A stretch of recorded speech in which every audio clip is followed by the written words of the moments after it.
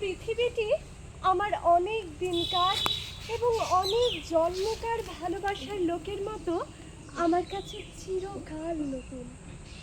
আমি বেশ মনে করতে পারি বহু যুগ পূর্বে তরুণী পৃথিবী সমুদ্র স্নান থেকে সবে মাথা তুলে উঠে তখনকার নবীন সূর্যকে বন্দনা করছেন।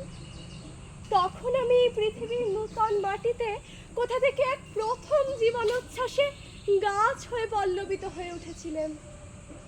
তখন পৃথিবীতে জীব জন্তু কিছুই ছিল না। বৃহৎ সমুদ্র দিন রাত্রি দুলছে এবং অবোধ মাতার মতো আপনার নবজাত ক্ষুদ্র ভূমিকে মাঝে মাঝে উন্মত্ত আলিঙ্গনে একেবারে আবৃত করে ফেলছে। তখন আমি পৃথিবীতে আমার সর্বাঙ্গ দিয়ে প্রথম সূর্যালোক পান করেছিলেন। নবশিশুর মতো একটা অন্ধ জীবনের পুলকে নীলাম্বর তলে আন্দোলিত হয়ে উঠেছিলেন। এই আমার মাটির মাতাকে আমার সমস্ত শিকড়গুলি দিয়ে জড়িয়ে এর স্তন্য রস পান করেছিলেন।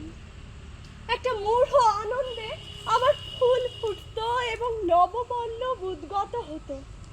যখন ঘন ঘটা করে বর্ষার মেঘ উঠত, তখন তার ঘন শ্যামচ্ছটায় আমার সমস্ত পল্লবকে একটি পরিচিত করতালের মতো স্পর্শ করত। তারপরেও নব নব যুগে এই পৃথিবীর মাটিতে আমি জন্মেছি।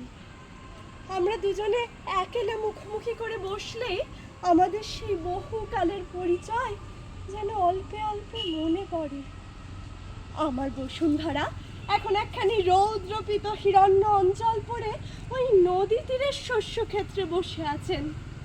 আমি তার পায়ের কাছে কোলের কাছে গিয়ে লুটিয়ে পড়ছি।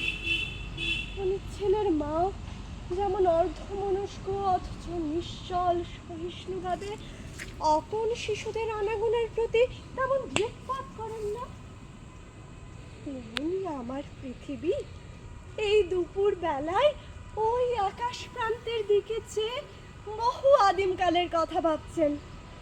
আমার দিকে তেমন লক্ষ্য করছেন না, আর আমি কেবল অবিশ্রাম বকেই যাচ্ছি।